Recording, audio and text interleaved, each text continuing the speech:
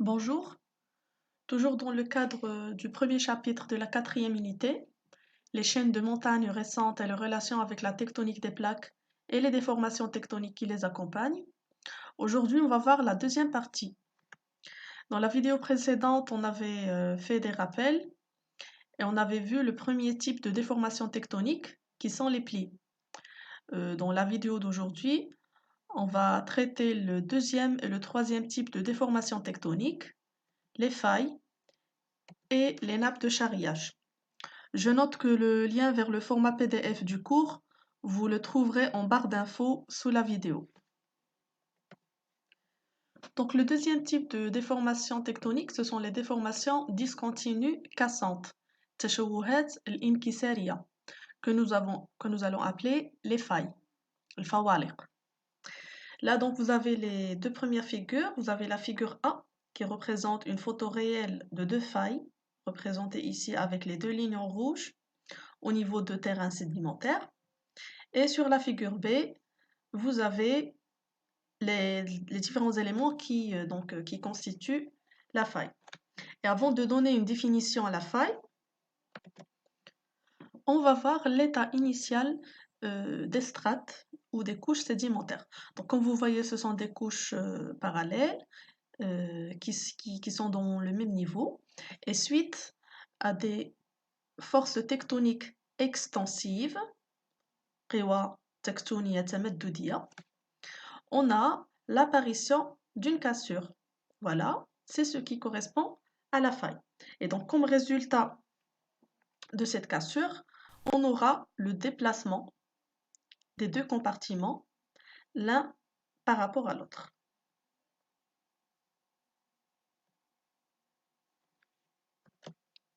Donc là, on peut définir la faille comme déformation tectonique, qui est une cassure au niveau des couches de terrain et qui s'accompagne d'un déplacement des deux compartiments ainsi créés.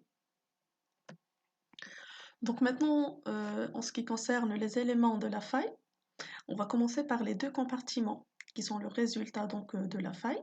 Là, on a le compartiment soulevé qui va se déplacer vers le haut et que nous allons appeler mur, et le compartiment affaissé qui va se déplacer vers le bas et que nous allons appeler toit. Deuxième élément, on a ici plan de faille, c'est ce qui est représenté en rouge. Voilà, donc ce plan de faille, c'est la surface le long de laquelle les deux compartiments ont glissé. Donc le plan de faille peut être incliné, comme sur la figure ici, et on peut aussi voir un plan de faille qui est perpendiculaire avec les couches sédimentaires. Et là donc ce glissement, qui est le résultat de la faille, s'accompagne avec l'apparition d'une surface polie ici, que nous allons appeler miroir de faille. Et pour le dernier élément, on a le rejet. Donc là, on a deux types de rejet. Le rejet, donc ça représente le décalage entre les deux compartiments parce que suite à la faille, comme vous voyez, il y a le déplacement des deux compartiments. Donc là, dans ce cas, c'est une faille normale. Il y a eu éloignement des deux compartiments, mais éloignement dans les deux sens, horizontalement et verticalement. Donc là, le décalage vertical, nous allons l'appeler rejet vertical, grand R, et le décalage horizontal, on va l'appeler rejet horizontal, et donc ça correspond à la distance avec laquelle les deux compartiments se sont éloignés horizontalement ou bien verticalement. Là en bas, on a l'angle qui représente l'inclinaison de faille, et bien sûr qui va donner l'inclinaison en fait du plan de la faille. Donc là, je vous laisserai le soin de recopier les réponses aux deux questions, définition de la faille et les différents éléments qui constituent la faille. Alors dans petit b ici, on va voir les différents types de failles. Donc là, on a une faille normale. Donc c'est le résultat de forces tectoniques extensives. Et donc comme résultat, les deux compartiments vont s'éloigner l'un de l'autre. On parle de faille normale. Le contraire ici, on a une faille inverse, donc il y a toujours la cassure, mais la faille inverse est le résultat de forces tectoniques compressives. قوى تكتونية انضغاطية. Du coup, comme résultat, les deux compartiments vont se rapprocher l'un de l'autre. Donc là, on parle de faille inverse. Et à la fin, on a ce qu'on appelle un décrochement. Donc la cassure, elle est là, sauf que les deux compartiments, ils vont rester au même niveau. Donc il n'y aura pas soulèvement ou affaissement d'un compartiment, ils vont rester dans le même niveau. Et l'un va glisser par rapport à l'autre. Donc par la suite, vous avez les définitions des trois types de failles que vous allez recopier.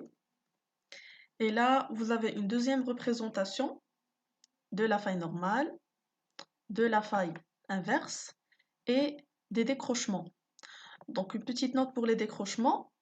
Le décrochement, il y a deux types de décrochement. Il y a le décrochement dextre, c'est quand le glissement des deux compartiments se fait dans le sens des aiguilles d'une montre. Et il y a le décrochement sénestre, c'est quand le glissement va se faire dans le sens inverse des aiguilles de la montre. Donc voilà pour les types de failles. Donc là, on va rajouter une petite remarque. Comme vous voyez là, on a une série de failles normales.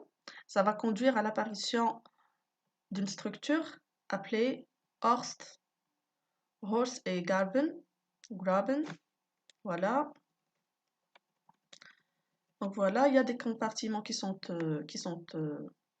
sont déplacés vers le bas, que nous allons appeler Graben, et des compartiments qui se sont déplacés vers le haut et que nous allons appeler Horst. Donc maintenant, on passe aux déformations intermédiaires. Il y a les chevauchements, tarakoub, et les nappes de charriage, sédiments. Alors vous avez sur ce premier document, sur la figure A, un pli-faille dans les Alpes, la chaîne des Alpes. Sur la figure B, vous avez un chevauchement toujours dans les Alpes. On va voir ça par la suite. Et sur la figure C, vous avez une série de nappes de charriage, donc toujours dans la chaîne des Alpes. Alors là, donc, on note que la chaîne des Alpes, c'est une chaîne de collision. Silsila Djel Esteda. Et donc, vous avez fait ça en deuxième année collégiale normalement. Vous avez étudié comme chaîne de collision la chaîne d'Himalaya. C'est la Djibel Himalaya. Donc, quand on parle de chaîne de collision, c'est-à-dire qu'il y a une collision entre deux plaques lithosphériques suite à des forces tectoniques compressives. Donc, comme résultat, on aura des déformations tectoniques qui sont importantes et plus développées que les simples failles et les simples plis. Et donc, c'est ce que nous allons détailler dans ce deuxième document. Alors là, on va suivre l'évolution des déformations intermédiaires selon l'intensité des forces tectoniques compressives. Donc là, on va commencer par la faille inverse, qui est le résultat de forces compressives, et comme vous voyez, les deux compartiments se sont rapprochés et il y a eu un raccourcissement horizontal avec un épaississement vertical.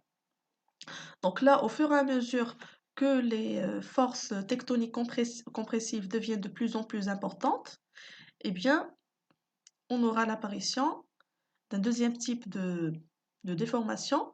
Donc, les plis, nous les connaissons, mais qui sont importantes. Là, on a des plis couchés et qui peuvent se développer en plis-failles. Donc là, comme vous voyez, le raccourcissement horizontal et l'épaississement vertical sont plus importants si on veut les comparer avec la faille inverse. Et là, le flanc de ce pli, donc suite à l'intensité des forces, il s'est laminé, donnant naissance à une faille. Inverse, bien sûr. Et là donc, au fur et à mesure que les forces tectoniques compressives deviennent plus importantes, on aura ce qu'on appelle un chevauchement, tarakoub. Et donc là, on aura une série de terrains qui va se déplacer toujours dans le sens de la compression, et qui va chevaucher une autre série de terrains. Et là, donc, par le biais ici d'une faille inverse, qui est un contact anormal, bien sûr, entre les deux séries de terrains. Et là, en général, le déplacement de cette série en haut n'est pas très important, donc ça ne dépasse pas quelques kilomètres. Et dans ce cas, on va parler de chevauchement. Et bien sûr, le raccourcissement horizontal et l'épaississement vertical sont plus importantes, sont d'ampleur plus importante par rapport à ce qu'on a vu précédemment.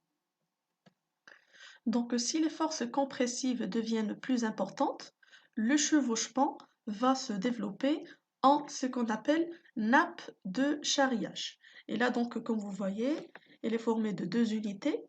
L'unité chevauchée, المركوبة الوحدة المركوبة, et là, l'unité chevauchante, الوحدة الراكبة. D'accord? Et donc là, on peut voir aussi qu'il y a un fragment de nappe suite à l'érosion, donc qui est là. Ça s'appelle un clip. Et on a aussi là une fenêtre. Donc c'est une dépression creusée par l'érosion et qui va faire apparaître les terrains ici de l'unité chevauchée. Donc pour mieux comprendre la différence entre chevauchement et nappe de charriage,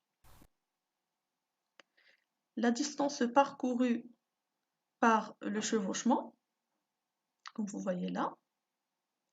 Donc on a dit qu'elle est de quelques kilomètres, donc elle n'est pas très importante, comparée à la distance parcourue par la nappe de charriage, qui est une distance importante et qui peut atteindre des dizaines de kilomètres. Voilà.